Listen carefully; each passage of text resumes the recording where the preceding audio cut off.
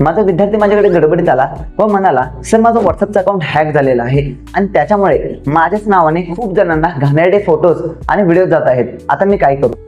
हीच परिस्थिती तुमच्यावरही येऊ शकते. त्याच्यामुळे एक काम करायचं आहे, तुमचं व्हॉट्सअपचं अकाउंट कायमस्वरूपी थोड्या दिवसासाठी डिलीट करून टाकायचं आहे. लक्षात ठेवा, ऍप्लिकेशन अनइन्स्टॉल करणं ही वेगळी गोष्ट आहे आणि त्या व्हॉट्सअपच्या आतमधील अकाउंट डिलीट करणं ही वेगळी गोष्ट आहे. मग लक्षात ठेवायचं, व्हॉट्सअपचं अकाउंटच डिलीट करायचं आहे. ते कसं करायचं हे मी तुम्हाला पुढे दाखवतोय.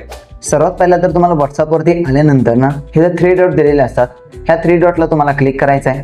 याला क्लिक केल्यानंतर तुम्हाला यायचं सेटिंगमध्ये आल्यानंतर तुम्हाला 1 नंबरला अकाउंट नावाचा ऑप्शन असतो, त्याला क्लिक करायचा आहे. शेवटी तुम्हाला डिलीट अकाउंट नावाचा ऑप्शन असतो, याला क्लिक करायचा आहे. आता खाली तुम्हाला कंट्री सिलेक्ट असेल तर चांगली गोष्ट आहे, नसेल तर इथून कंट्री सिलेक्ट करून घ्यावी लागते तुम्हाला.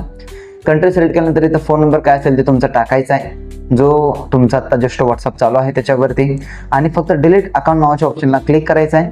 आणि त्याच्यानंतर इथून काय असेल ते एखादं रिझन तुम्ही घेऊ शकताय आणि त्याच्यानंतर तुम्ही याला डिलीट अकाउंटला क्लिक करू शकताय.